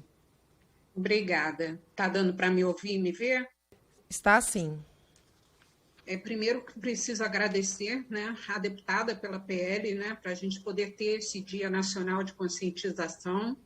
Agradecer ao deputado Diego Garcia também, né, pela relatoria, né, e ser a favor disso, né. E vou explicar primeiro só me apresentar de uma maneira rápida, porque algumas pessoas ainda não me conhecem, né. Eu sou Simone, tenho um filho com uma doença rara, né, que só foi diagnosticado quando era adulto, não é fenilcetonúria, é uma outra doença, mas faz parte do grupo da fenilcetonúria. E quando meu filho mas o tratamento é igual, faz uma dieta com essa restrição, usa a fórmula, né? Só que nós não estávamos na triagem, não estamos ainda na triagem neonatal, não tínhamos PCDT, o PCDT nosso saiu tem 1 ano. Quando eu descobri isso do meu filho, eu vi todas aquelas dificuldades, meu filho comia e de repente parou de comer. Aí eu comecei a ver como isso era uma coisa muito difícil. E comecei pelas redes sociais, conhecer as outras mães, e a maioria dessas mães são fenilcetonúria, né? E ali a gente foi trocando informações e foi daí que nasceu a Associação Mães Metabólicas, e que a gente fala por todas essas doenças que fazem dieta com restrição, né? E usam fórmula. Então, uma das coisas até que o doutor Fabiano falou, que nos interessa, é a questão da ampliação, né? Porque vão entrar as outras doenças também, né? E é um assunto que depois a gente vai procurar ele para conversar. Então, o que a gente... Agora, hoje, nós vamos falar da fenilcetonúria. Como está a fenilcetonúria hoje? Ouvindo todos esses depoimentos e mais todos os relatos que eu tenho das famílias, que eu passo 24 horas conversando com elas, chega a doer, né? Como que está a situação? Se a gente olha, tá? Eu olho como uma mãe, tá? Eu vou te dizer que mais de 50% desses pacientes têm sequelas. Eles não estão bem, né? Você ouvir relato, como a gente ouve nos grupos, né? Meu filho está sem fórmula. Eu, sendo mãe, sei quanto isso faz falta e o que isso pode acarretar para aquela criança, né? Eu, às vezes, chego a passar mal, sabe? Só de saber que aquela criança está sem fórmula, né? Não consigo entender, né? Como uma doença, né? Que a fenilcetonúria é uma doença que está na triagem neonatal de maneira oficial pelo programa há 20 anos. Nós não estamos falando de um mês, nem um ano, nem dois. Nós estamos falando de 20 anos. E durante 20 anos, a gente ainda não conseguiu conscientizar as pessoas de que a fenilcetonúria é uma doença grave. Eles não podem ficar sem tratamento. A gente não conseguiu isso em 20 anos. Então, por isso, essa data de conscientização, que agora é uma coisa oficial, né? Isso eu acho que vai nos ajudar bastante para isso. Porque as pessoas precisam entender. Para quem olha um paciente de fenilcetonúria, tá? Aparentemente, ele parece uma criança totalmente normal. Então, você não vai achar que aquela criança, ela precisa de alguma coisa, né? É diferente quando você olha para uma criança que você já vê uma deficiência física, aí você já sabe que aquela criança tem as necessidades delas especial. Mas não, os pacientes da fenilcetonúria, eles não têm a deficiência física, mas eles têm as necessidades deles especiais, né? Olha, a fórmula não pode faltar de maneira nenhuma. O acompanhamento médico deles, eu vou falar só de falha, porque eu não vou ter um exemplo de alguma coisa. É lógico que tem estados que é exceção, mas na maioria dos estados eu não vou ter exemplo de coisas boas. Olha, nós temos vários estados que eles botam para atender os pacientes profissionais que nunca fizeram um curso para entender o que é a fenilcetonúria. E eles não aprenderam aquilo nas universidades, eu digo a parte da nutrição, né? A gente vê isso demais mesmo. Parece que quando, não é da minha época, né, mas a Tânia deve saber, a Márcia, que são mais antigas, né? Quando criaram o programa da triagem neonatal, parece que tinha um curso para qualificar esses profissionais que iam atender. Hoje isso não existe, não tem esse curso. Então, o que acontece? As crianças, elas tem o diagnóstico já tarde, falta o diagnóstico, ou então elas ficam com o tratamento errado. Aí, às vezes, elas dão a sorte de ter o diagnóstico mais ou menos na hora certa, ter a fórmula, mas não tem o tratamento, a orientação correta, porque o profissional que está atendendo não é qualificado para aquilo. Então, em todos os sentidos, a fenilcetonúria tem problema. Aí eu penso assim, como a gente vai avançar em todas as doenças metabólicas agora, né? Que na fase 2 vão entrar várias doenças parecidas com a fenilcetonúria, só que todas elas bem mais difícil o tratamento, porque envolve vários aminoácidos, as sequelas são muito mais graves, então as outras são muito mais difícil o tratamento. Como a gente vai fazer tudo isso se a gente não conseguiu fazer com a fenilcetonúria em 20 anos um atendimento normal, um atendimento bom? A gente não consegue, né? Então, isso é uma coisa que tem preocupado muito a gente, sabe, das mães metabólicas, como isso vai acontecer, né? E nós estamos por fora, a gente está longe disso, né? Desse acompanhamento do que está sendo feito, o que vai acontecer, né? E isso assusta em saber o que vai acontecer, né? Eu vejo, tem a questão de quem faz o exame na rede privada. Eu tenho condições financeiras, né? Então, eu penso assim, eu tenho condições financeiras, meu filho vai nascer, eu vou fazer a triagem neonatal dele na rede particular, né? Vou pagar e pronto, vai ser muito melhor. Não é, sabe? Eu tenho vários exemplos, tá? De pessoas que me procuram, né? Porque o filho fez o exame na rede particular, deu alteração para fenilalanina e eles não sabem o que fazer, nem o próprio médico. Esses dias eu atendi um paciente, porque como eu conheço quase todos os médicos, eu acabo direcionando para o médico daquele estado que é o de referência, né? Eu atendi um paciente que o pediatra, isso tem uma semana, o pediatra falou assim, não se preocupa com isso não, você só tem que fazer um exame genético, porque para ver se depois você pode ter alguma chance de outro filho e tal, mandou a mãe fazer um exame genético do bebê, mas não encaminhou para o tratamento. Mas hoje, o que acontece hoje? Hoje existem as redes sociais, as pessoas vão na rede social procurar. E chega ali, ela encontra informações corretas e, às vezes, também informações que não são corretas, né? Que tem de todas as maneiras. E isso daí também é uma outra coisa que me preocupa bastante. Essas crianças não podem ficar sem atendimento. Como a Tânia falou, né, sobre isso, a gente precisa ter alguma coisa que direcione essas pessoas que estão fazendo o tratamento na rede privada. E eu não sei se vocês vão ler, né, os comentários das mães que estão assistindo, a maioria fala ali sobre falta de fórmula, falta de alimentos, né? A gente tem muitos relatos de um grupo, que no grupo é grupo de mães, né, de o filho reclamar que está sentindo fome. Eu tenho esse relato também na minha casa, porque meu filho também faz essa dieta. Você se pensa assim, eu tenho, na minha casa, tem arroz, tem feijão, tem uma carne, tem um legume para comer, eu tenho um pão, tenho um leite. Eu não tenho luxo, mas eu tenho básico, né? Você pensa isso, aí você fala assim, mas eu tenho um paciente de fenilcetonúrica e ele já comeu a cota que ele podia comer hoje, que ele tem uma cota que ele pode comer por dia, passou daquela cota, ele não pode comer mais, porque se ele comer, ele vai ter algum dano no cérebro no futuro, o dano não é na hora, mas no futuro esse cérebro vai ter algum dano. E o que eu vou dar para ele? Você tem em casa um pão lá, pão, aqui eu moro no Rio, pão francês, mas em cada estado chama de um nome, né? Cascudinho, não sei, tem uns nomes assim pelos estados. O que você vai dar para essa criança? Um pão? Um copo de leite? Né? Não, ela não pode comer pão, ela não pode comer um copo de leite. E muitas das vezes a gente tem mães no grupo que elas vão para lá e elas estão chorando, porque elas não sabem à noite o que vão dar para a criança, porque a criança está com fome ainda. E ela não pode comer mais nada. Aí eu penso assim, essa criança não nasceu no Brasil, ela nasceu nos Estados Unidos ou na Europa, em Portugal, por exemplo, né? O que uma mãe de lá vai fazer? A mãe de lá, ela tem os alimentos hipoproteicos, que vai ajudar a dar saciedade para o paciente, vai deixar a dieta dele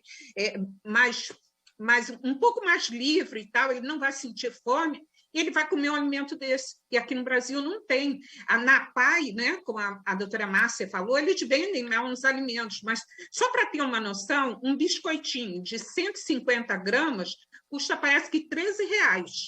E ele está lá em São Paulo, esse biscoitinho. Para mim, que estou no Rio, ou para qualquer mãe que está no Norte, ainda tem que pagar o correio de São Paulo até lá, né? Então, imagina quanto que não sai esse biscoito. É um absurdo de caro, né?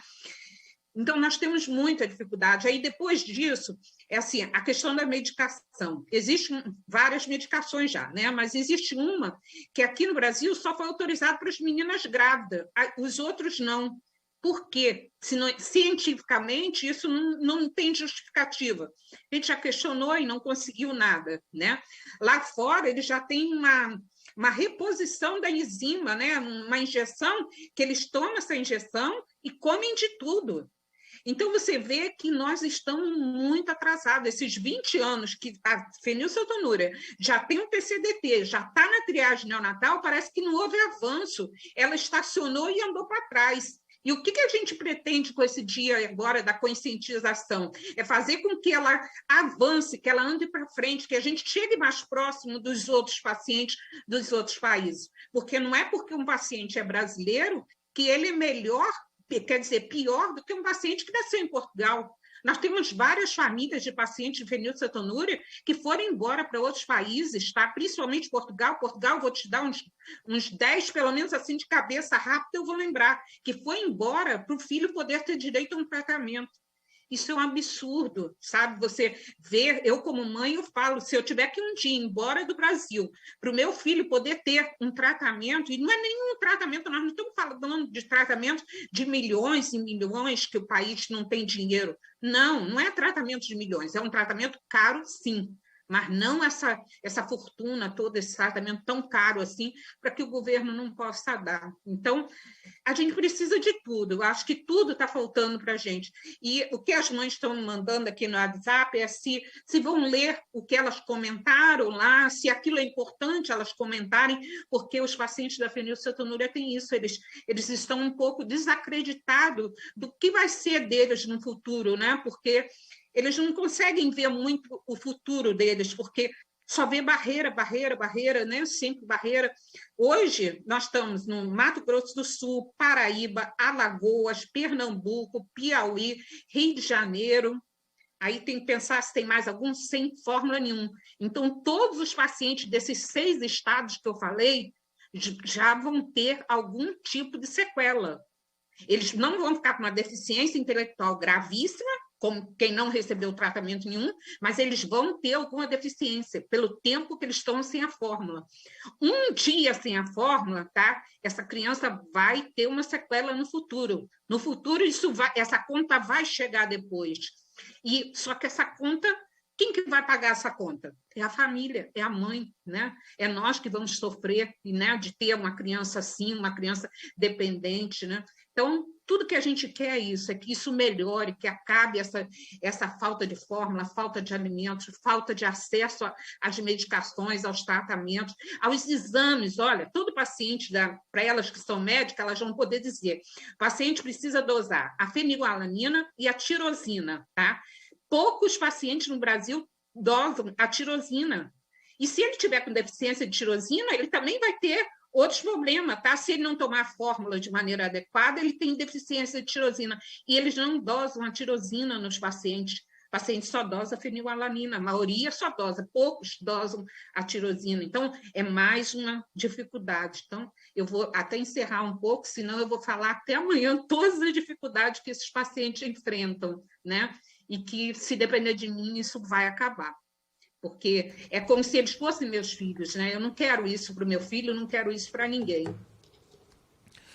Olha, a presença da senhora aqui coroa esse evento, essa audiência pública, porque eu vejo, eu estou aqui no parlamento, eu sou mãe de 6 filhos. E eu estou aqui no parlamento por conta exatamente das nossas crianças. Então, eu me sinto muito contemplada com essa visão humana, e que todos aqui falaram, mas a senhora mais do que é a pessoa que vive isso, né? E dizer que nós tivemos aqui, então, muito grata pela presença da senhora, dona Simone.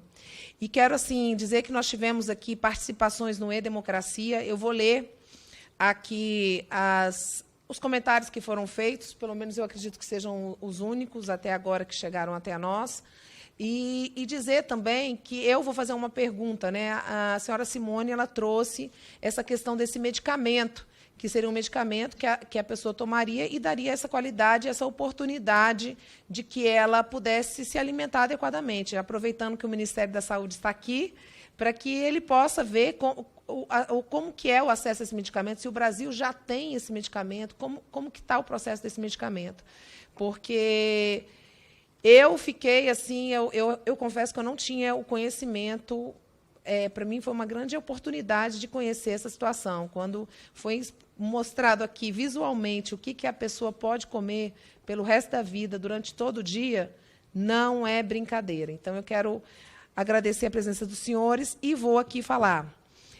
A senhora Tânia Ferreira, ela mandou uma mensagem assim: boa tarde, quando será liberado o Cuvan para pacientes portadoras da fenicetoníria? Camila Listália, doutor Fabiano, quais tecnologias são sendo consideradas pelo Ministério da Saúde serviços de referências para serem utilizadas a partir da etapa 2? Senhora Juliana da Silva, quero saber como nós temos a fenil, precisamos se alimentar para a nossa dieta. Larissa Akiko. Akiko, não haverá falta de fórmula. Até quando haverá falta de fórmulas metabólicas? A senhora Emanuela Cristina. Quando teríamos acesso aos medicamentos e tratamentos já disponíveis para os outros países?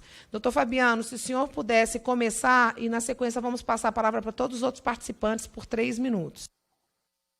Tá bom. Vocês estão me escutando bem agora? Sim. Então, como a gente tem uma divisão hoje no país, né, para a questão ser tripartite, né, o Ministério da Saúde, Estados e Municípios, então o programa como todo, o Ministério da Saúde repassa recursos para os estados, né, e os estados para o serviço de referência de triagem neonatal, para fazer tanto a questão dos exames como adquirir as fórmulas também. a gente tem relatos realmente, né, de falta de fórmulas em alguns estados. A gente tem monitorado e tentado agir junto ao gestor local de forma que isso seja evitado, né? Que a gente sabe digamos assim, o risco que traz para os pacientes não ter acesso à fórmula no momento oportuno, né? Então, isso é um ponto, até eu falo para a Simone também, né? Se for o caso, se tiver alguma coisa mais pontual ou outra, né? Que no monitoramento do Ministério a gente não esteja conseguindo ver, né, que isso seja comunicado até para a gente tentar agir junto a esses estados no sentido de buscar soluções, né? É claro que essa composição que a gente tem no país hoje, né, de união estados e municípios, acaba que essa questão do tratamento está com os estados, né, com serviços de estaduais, e a gente, assim, é uma coisa até para se pensar futuramente agora com a ampliação da triagem, né, que é essa discussão que eu coloquei para vocês,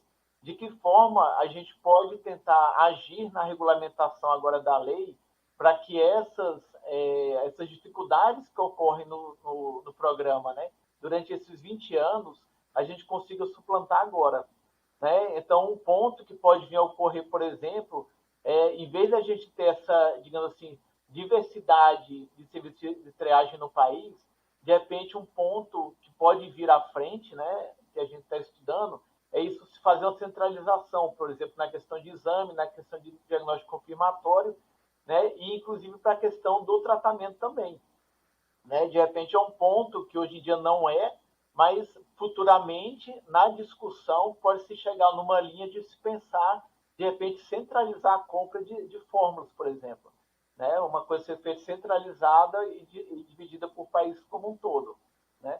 A questão de incorporação de novas tecnologias, aí é necessário que a Conitec, que é a Comissão Nacional de Incorporação de Tecnologias, né, aprove, né, esses medicamentos, né, esses novos tratamentos, que entra a questão de custo-efetividade também, é uma análise que eles fazem.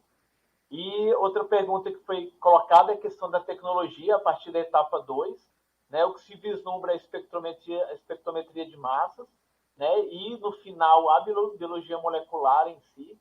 Então, assim, é uma mudança grande, né, que vai ter no país e que isso está trazendo essa discussão de repente, a gente não ter mais essa descentralização hoje, né, para tentar fazer um ganho de custo mesmo, né, que a maioria desses equipamentos, desses insumos são importados, e agora com a alta do dólar está trazendo uma dificuldade de financiamento realmente, né? Então está se pensando numa forma de otimizar, e a lei traz isso para a gente, o programa como um todo, né? Então acredito que até maio do ano que vem, né, a gente está com a previsão agora em novembro, a gente tem um relatório técnico sobre essa discussão de ampliação da triagem, e tudo isso vai ser colocado depois, né? Tanto para os serviços de referência nos estados, essas dificuldades que tem em tratamento, como com a questão da Sociedade Brasileira também de Triagem, Pediatria, para que a gente consiga chegar em maio do ano que vem com essa nova regulamentação e que a gente consiga atuar nessas dificuldades, né, que a gente do Ministério também tem ciência,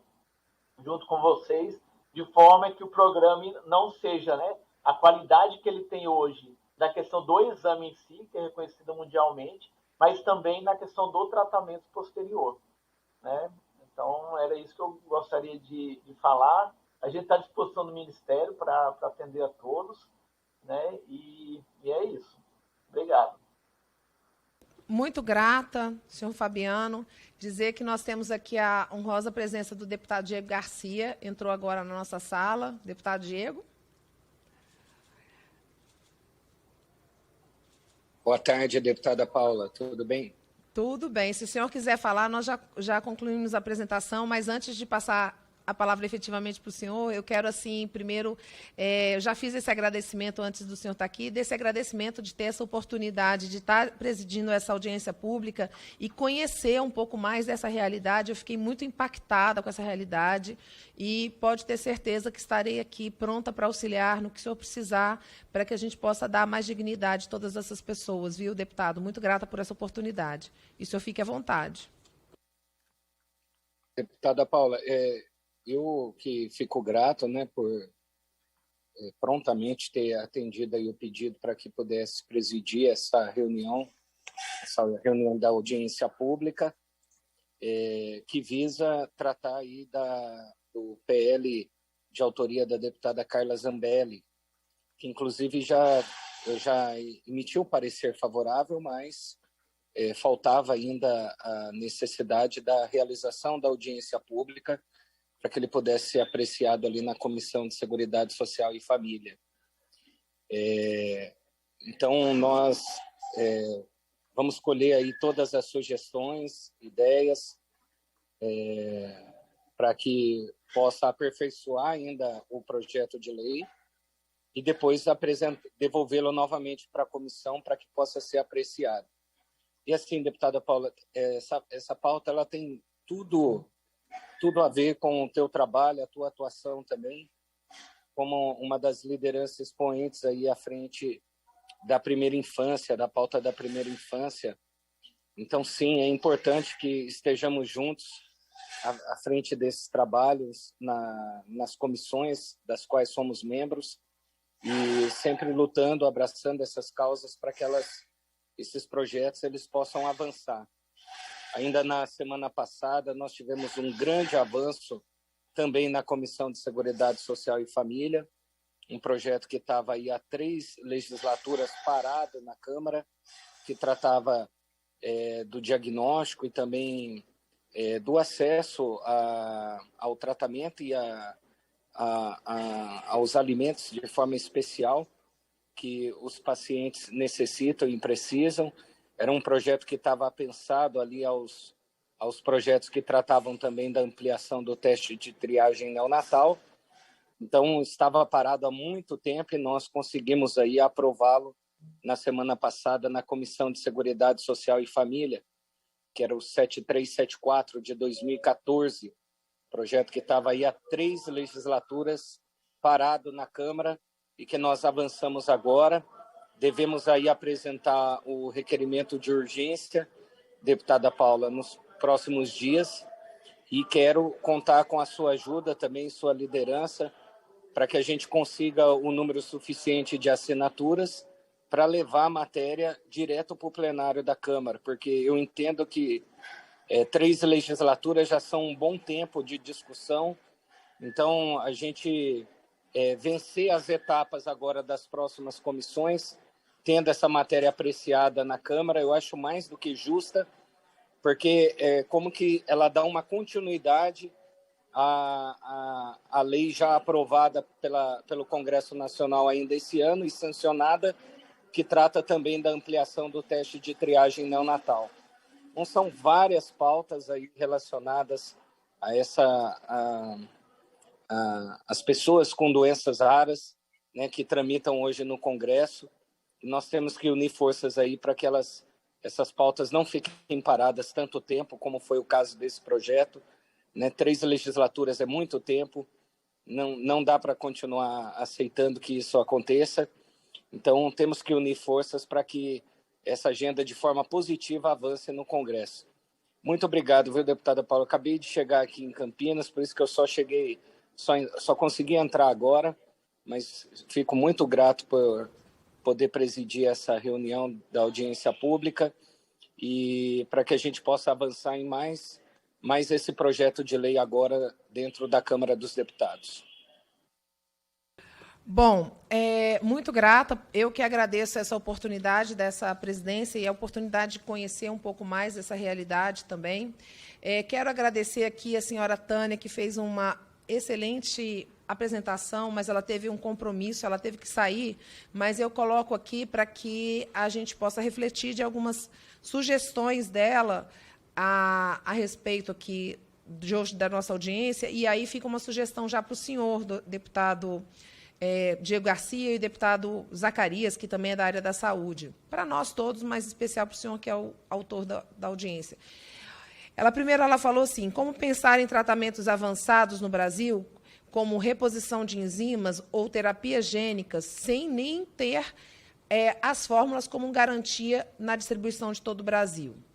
E a outra sugestão que ela pediu para fazer é que a gente possa fazer um projeto de lei que que tenha obrigatoriedade na grade de cursos de medicina as doenças de triagem.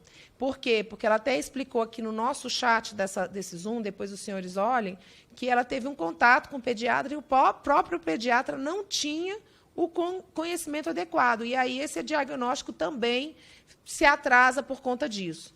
Então, eu sei que o doutor Calil já fez algumas vezes alguns pedidos para o Ministério da Educação nesse sentido, para colocar na grade curricular, então fica aqui uma sugestão também da senhora Tânia.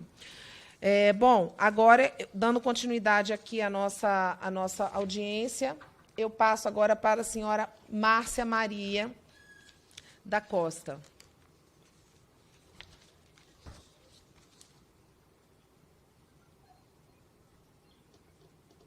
Foi muito boa, bem proveitosa essa audiência. Eu até coloquei aqui no chat que eu concordo com a Tânia em relação à introdução, né, a obrigatoriedade desse ensino de triagem neonatal dentro das universidades. Eu acho que é fundamental.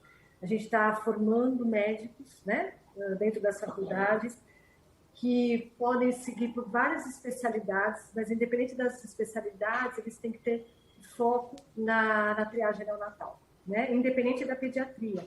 Então, você pode ter o médico de família, você pode ter o ginecologista obstetra, entre tantos outros, e que muitas vezes você vai se deparar com alguma dessas doenças. E, pelo menos, saber orientar, né? Ter uma noção. E o que a gente percebe é muito médico, até por falta dessa formação. Eu não tive a formação da triagem neonatal na minha faculdade, né? Estou formada há muitos anos. Tive doenças relacionadas a algumas especialidades, sim, mas algumas raras não, né? Por exemplo, fenilcetonúria, tive erros inatos no metabolismo de uma forma muito distante, né? Como algo único, né? E não doenças específicas. E eu acho que isso é fundamental, a gente colocar essa noção dentre esses alunos. E eu digo mais, não é só a questão também do médico, estou falando em relação à medicina, mas é a nutricionista, a psicóloga, entre os profissionais da área de saúde, enfermagem, que possam em algum momento se deparar.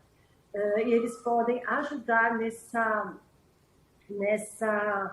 acompanhamento dos pacientes. Esse exemplo que a Tânia colocou, eu acho que cada um de nós, possivelmente a Patrícia também, já nos deparamos com algumas situações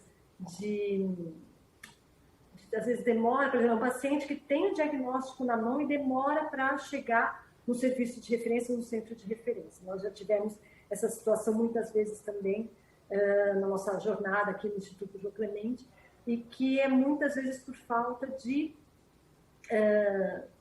conhecimento, né? Então, esse conhecimento eu acho que ele é fundamental, né? Então, eu concordo realmente com a Tânia que essa introdução dentro das faculdades é extremamente importante.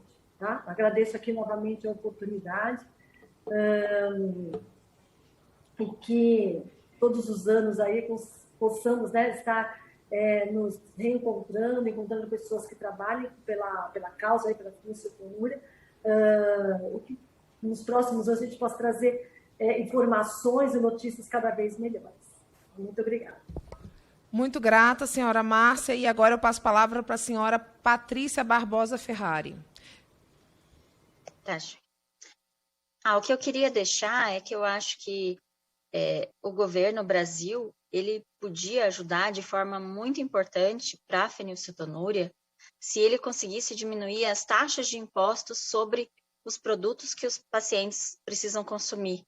Então, eu vejo, assim, alimentos naturais em geral, principalmente os hipoproteicos, porque é importante para eles também, as fórmulas, o custo das fórmulas, o medicamento, a sapropterina, o custo do imposto embutido nisso tudo é muito alto. Eu acho que esse tipo de doença rara tinha que ter algum tipo de modo para que minimizasse esses impostos, para que o custo fosse menor e que as pessoas pudessem ter acesso ao tratamento. Obrigada. Muito grata, doutora Patrícia. Eu não sei qual dos senhores podem me responder isso, mas hoje, qual é a estimativa da quantidade de pessoas que estão, que têm essa doença rara, é a doença rara mesmo que fala, né? é doença genética, qual é o número de pessoas que são atendidas hoje no Brasil? Uma média de 3.000 pacientes. Tá ótimo. Agora, com a palavra com a senhora, Simone, dona Simone. A questão ali de ter nas universidades é uma ideia excelente, né? Para nós, mães, pelo menos a gente vai saber que vamos chegar num pediatra que ele vai saber, pelo menos, o que é a triagem neonatal e que aquela doença pode ser diagnosticada ali e que ele deve direcionar você para um centro de referência. Isso já vai ajudar bastante, muito mesmo, né? Porque a gente vê que isso não é real. E que consiga ter alguma coisa algum mecanismo que não deixe esses pacientes sem fórmula e sem tratamento. É muito triste, sabe? A gente vê que uma criança nasceu, agora eu estou com um menininho no grupo, 10 meses, tá? Esse menininho passou primeiro pela falta de fórmula, chegou a fórmula e ele não tem um atendimento especializado, né? Então, esse menininho é uma família que tem algum recurso, ela vai levar ele agora para um outro estado, num médico particular que entende da fenilcetonúria, para poder fazer a dieta desse paciente. Mas eu sei que eu ajudei ele a fazer, mas eu penso nos outros que estão lá nesse estado, eu não quero falar o nome, né, para não coisa, mas eu penso nos outros que estão lá e que a maioria não tem condições de fazer nada, né? Como essa criança vai ficar? Nasceu uma criança, você diz para a mãe que ela tem fenilcetonúria, mas você não diz para a mãe que aquela criança vai ter uma deficiência grave porque ela não recebeu um tratamento. Então, isso é muito ruim, né? E que isso, agora, com a gente tendo esse dia de conscientização, que cada ano que passe, isso melhore. Que esses 20 anos que já passaram, que ele comece a andar um pouco mais rápido com essa conscientização, para que nada disso aconteça e que chegue também tudo que existe de moderno para o tratamento, chegue aqui para os pacientes do Brasil. Porque eles são iguais a qualquer paciente de qualquer lugar do mundo. Eles não precisam passar pelo que eles estão passando, né? Muito grata. Eu agradeço a senhora tanto pela presença quanto o trabalho que a senhora vem fazendo dessa conscientização e acolhendo essas mães. Então, muito grata, viu, senhora Simone? Eu quero passar a palavra novamente para o deputado Tiago, que nós estamos aqui caminhando para o encerramento. Deputado Tiago, se o senhor tiver alguma coisa para falar... Esqueci de uma coisa. Desculpa, pode falar. A deputada Paula. É porque a gente não pode esquecer de agradecer o deputado Diego, porque agora todas as mães estão muito empolgadas por isso, né? Durante muitos anos, né, quem já me viu pela Câmara sempre me viu com um pacote de macarrão e um pacote de farinha, tá? São produtos hipoproteicos, são importados, muito caro, né? E eu sempre mostrei em todas, até no Ministério da Saúde, no Conitec, em todos os lugares eu sempre mostrei, porque eu sempre achei isso muito importante, ter esses alimentos hipoproteicos para poder ter uma adesão melhor ao tratamento, né? E o deputado Diego agora ele conseguiu fazer com que esses alimentos hipoproteicos sejam aprovados nessa PL, né? Aí essa parte assim técnica eu não sei explicar muito, né? Mas o que eu sei explicar é que todas as mães estão muito felizes e agradecer muito a ele por ele ter incluído os alimentos hipoproteicos ali, porque em todo lugar do mundo isso faz parte, a gente diz que o alimento faz parte do tratamento, né? E a gente ter esses alimentos como parte do tratamento, nós não estamos falando de luxo, não, nós estamos falando de macarrão e farinha, tá? Então, isso vai ajudar muito, muito, muito, muito. A gente sabe que daqui a 10 anos, esses pacientes tendo essa farinha, esse macarrão, coisa simples, uma farinha, um macarrão, vai ajudar muito, tá? Para a gente ter paciente com sequelas menores, né? Porque sequelas eles ainda vão continuar tendo enquanto eles não tiverem a fórmula, as medicações quando é possível, né? Porque a medicação não é possível, a que existe hoje não é possível para todos, né? Mas quando todos que podem usar tiver acesso, quando tudo isso, né? Mas eu acredito muito que esse dia vai chegar. Amém. Pois é, então vamos aqui agradecer ao deputado Diego também, que tem essa sensibilidade, que a gente não só traga tanto o macarrão, quanto a farinha, quanto outros alimentos. Isso foi algo que me surpreendeu muito, deputado Diego, que a doutora Patrícia, ela fez aqui uma apresentação com figuras e ela trouxe as alimentações. Quando foi ver, não sobrou quase nada, né? E aí, muitas das vezes, a dona Simone trouxe a questão que a mãe fica sem saber o que dá para essa criança à noite quando está passando fome. Tá com fome, né? Às vezes não tem o que é adequado e muitas das vezes a criança não pode nem comer. Então, essa sensibilidade do senhor é uma sensibilidade que nós, no parlamento, temos que cativar e apoiar. Eu passo a palavra para o senhor para que a gente possa encaminhar o... O senhor quer ficar com a presidência, deputado? Se o senhor quiser, não sei se o senhor está com o roteiro aí. Não, deputada Paula, eu não estou com o roteiro. Tá bom, então eu passo a palavra para o senhor falar as palavras e eu encerro aqui. Agradeço, deputada Paula, pela oportunidade, né? Agradeço a Simone também pelas palavras.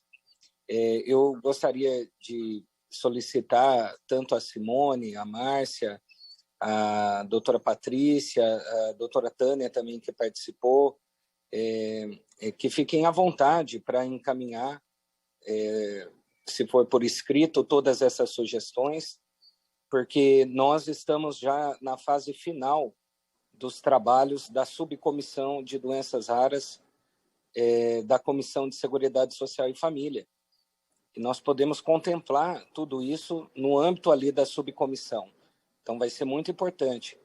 Inclusive, faço convite, deputada Paula, para que Vossa Excelência possa compor também a subcomissão, que eu acho que é muito importante sua participação diante de todo o teu trabalho dentro do Congresso. Então, são pautas que estão totalmente alinhadas com teu trabalho e a tua atuação. Mas eu gostaria de agradecer a todos que participaram, né, dessa audiência, com certeza muito enriquecedora.